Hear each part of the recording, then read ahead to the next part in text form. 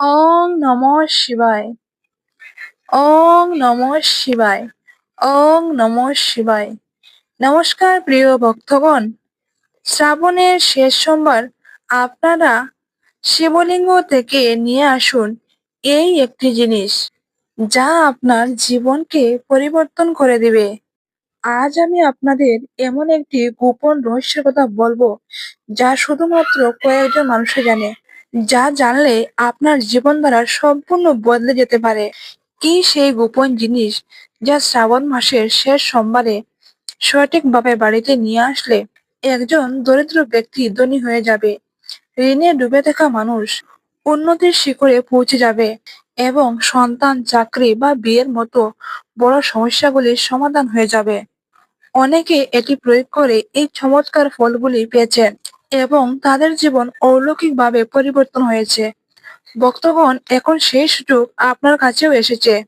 আপনি শুধু একটু ধৈর্য ধরুন, চোখ ও কান খোলা রাখুন, কারণ আমি আজ আপনাদেরকে বলবো সেই 5টি গোপন রহস্য, যা যদি আপনি শ্রাবণের শেষ সোমবারে শিবলিঙ্গ থেকে নিয়ে এসে আপনার ঘরের সঠিক স্থানে রেখে দেন, তাহলে আপনার ভাগ্য আপনাকে চমকে দেবে। বন্ধুরা, শ্রাবণ মাস হলো অত্যন্ত গুরুত্বপূর্ণ এবং ধার্মিক মাস। এই মাসটিকে উৎসর্গ করা হয়েছে ভগবান শিবের প্রতীক হিসাবে। এই মাসে শিব ভক্তরা যথাযথ নিয়মে শিবের পূজা করেন। বিশেষ করে শ্রাবণ মাসের সোমবার অত্যন্ত গুরুত্ব বলে মানা হয়। এই মাসে শিবের আরাধনা করলে সমস্ত মনোকামনা পূর্ণ হয়। এই মাসের শেষ সোমবারে শিবলিঙ্গ থেকে এই গোপন জিনিসটি আপনার ঘরে একবার নিয়ে আসুন এবং নিজের জীবনে ভগবান ভোলানাথের আশীর্বাদের অপার নিজেই অর্জন করো। ভক্তগণ, এত টাকা আসবে যে আপনারা গুণে শেষ করতে পারবেন না। ধার্মিক বিশ্বাস অনুযায়ী শ্রাবণ মাসে ভগবান শিব এবং মাতা পার্বতীর পূজা অর্চনা করলে ভক্তের সমস্ত মনোকামনা পূর্ণ হয়। এই শ্রাবণ মাসে যদি কেউ শ্রাবণের সোমবার পালন করে, তবে সেই ব্যক্তি ভোলানাথের বিশেষ কৃপা লাভ করে। নমস্কার বন্ধুরা, আমার চ্যানেলে আপনাদের সবাইকে স্বাগত। আশা করছি আপনারা সকলে ঈশ্বরের কৃপায় অনেক ভালো আছেন এবং সুস্থ আছেন। বন্ধুরা, আজকের ভিডিওটি আপনাদের জন্য অত্যন্ত গুরুত্বপূর্ণ হতে চলেছে। আমার সকল বন্ধুদের কাছে বিশেষ অনুরোধ, ভিডিওটি প্রথম থেকে শেষ পর্যন্ত অবশ্যই দেখুন এবং যদি ভিডিওটি আপনাদের ভালো লাগে তাহলে একটা লাইক করবেন এবং আমার চ্যানেলে নতুন হয়ে থাকলে সাবস্ক্রাইব করে আমার পাশে থাকবেন। বন্ধুরা, যখনই আমরা ভগবান ভোলানাথের পূজা করি, আমাদের মধ্যে ধৈর্য, বিশ্বাস এবং আন্তরিকতা থাকা উচিত। কারণ ভগবান শিব খুবই ভোলা। তিনি ভক্তদের অল্প একটু কিছুতে তুষ্ট হয়ে ভক্তদের আশীর্বাদ করেন। এই কারণে বন্ধুরা, শ্রাবণ সোমবারের শেষ সোমবারের দিন কিছু বিশেষ জিনিসের কথা আপনাদের জানা অত্যন্ত জরুরি।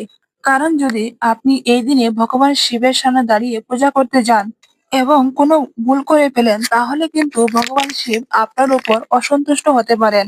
কিন্তু আপনি যদি যথাযথ নিয়মে, নিষ্ঠা এবং শুদ্ধ চিত্তে পূজা করেন, তবে সেদিনই ভোলানাথ আপনাকে আশীর্বাদ করবেন এবং সেদিন থেকে আপনার জীবনে আর কোনো বড় সমস্যা আসবে না।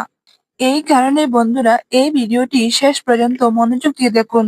প্রথম কাজ হলো, আপনাকে তো অবশ্যই ভগবান শিবের মন্দিরে যেতে হবে এবং আপনার জীবনের সকল সমস্যা দূর করার জন্য ও মনস্কামনা পূর্ণের জন্য যেই সব উপায় এই ভিডিওতে বলা হবে, তা কিন্তু বন্ধুরা মন্দিরে গিয়েই করতে হবে। অনেক ভক্ত জিজ্ঞাসা করেন যে আমাদের বাড়িতে শিবলিঙ্গ আছে, আমরা কি বাড়িতেই পূজা করতে পারি? এর উত্তর হচ্ছে না, আপনাকে অবশ্যই মন্দিরে যেতে হবে। কারণ মন্দিরের শিবলিঙ্গ ও বাড়ির শিবলিঙ্গের মধ্যে বিশেষ পার্থক্য আছে। মন্দিরের শিবলিঙ্গে যে শক্তি বা স্পন্দন থাকে, তা বাড়ির শিবলিঙ্গের তুলনায় কোটি কোটি গুণ বেশি। এই শিবলিঙ্গ থেকে এমন ইতিবাচক শক্তি উৎপন্ন হয়, যেখানে আপনি সামান্য পূজায় করলে তা দ্রুত ফল পেতে পারেন। তাই বন্ধুরা, আজ যে সমস্ত উপায় বা গোপন টোটকা আপনাদের বলা হচ্ছে, তা আপনার জীবন থেকে কষ্ট, রোগ, ঋণ সবকিছু দূর করবে। কিন্তু বন্ধুরা, এই জন্য আপনাদেরকে অবশ্যই মন্দিরে গিয়ে পূজা করতে হবে এবং যদি শ্রাবণের শেষ সোমবার দিন আপনি মন্দিরে গিয়ে সঠিকভাবে পূজা করেন, তাহলে আপনার জীবনে আর কোনো দুঃখ কষ্ট আসতে পারবে না। সারা বছর আপনার ঘরে অন্ন ও ধনের ভান্ডার পূর্ণ থাকবে। তবে তার জন্য আপনাকে শ্রাবণের শেষ সোমবার কি কি জিনিস সঙ্গে নিয়ে যেতে হবে তা এক্ষুনি লিখে রাখুন। সবচেয়ে প্রথম এবং গুরুত্বপূর্ণ জিনিসটি হলো জল। শ্রাবণের শেষ সোমবারে ভগবান ভোলানাথের পূজার জন্য আপনাকে নিজের ঘর থেকে জল নিয়ে যেতে হবে। অনেক ভক্তরা বলেন যে শিব মন্দিরেই তো জল পাওয়া যায়।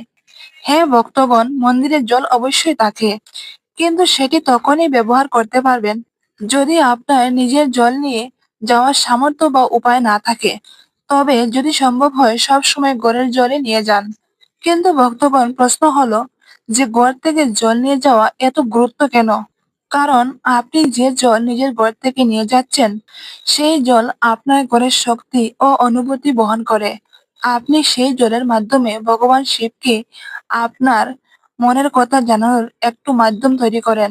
যখন আপনি সেই জল শিবলিঙ্গে নিবেদন করবেন তখন যেন আপনি আপনার মনের সকল সুখ দুঃখের কথা যেন আপনি প্রভুর চরণে অর্পণ করছেন।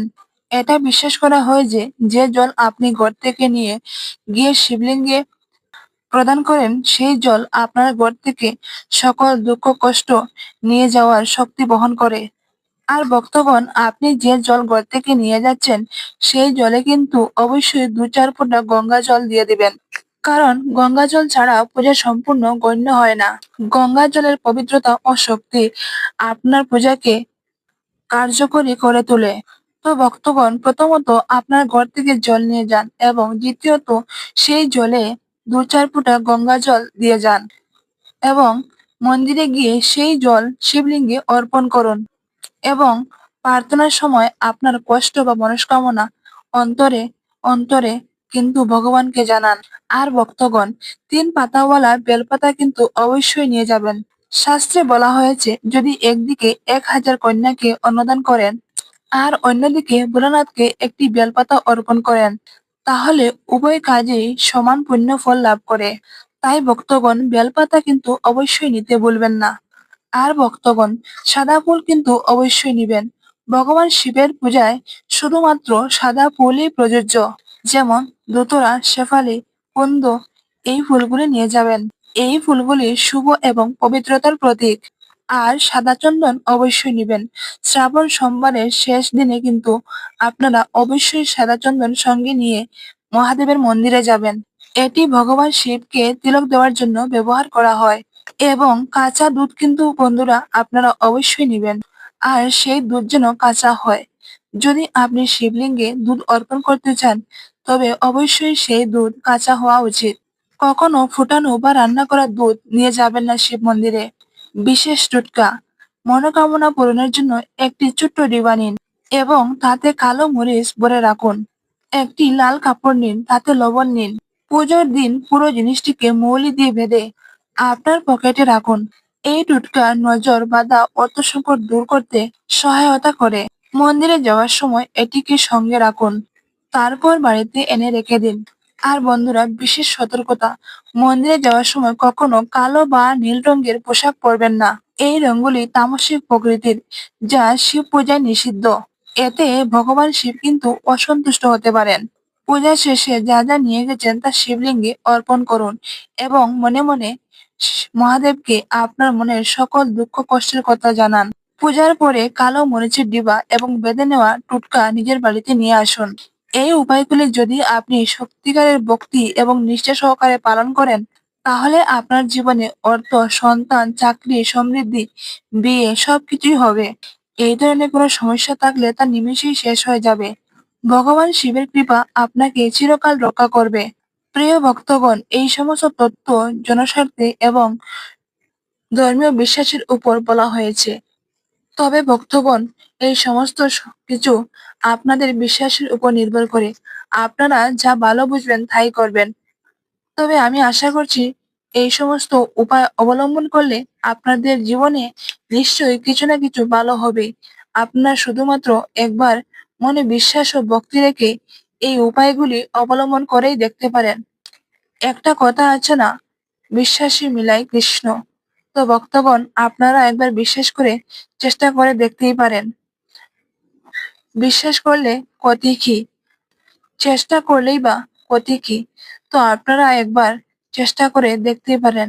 যেহেতু আগামীকালকে এই শ্রাবণ মাসের শেষ সোমবার, তো ভক্তগণ আমরা সবাই মিলে নিশ্চয়ই ভগবান মহাদেবের পূজা নিষ্ঠা সহকারে পালন করব। আমি আশা করছি এবং বিশ্বাস করছি মহাদেবের কৃপায় আপনাদের জীবন সুখে ও শান্তিতে ভরে যাবে।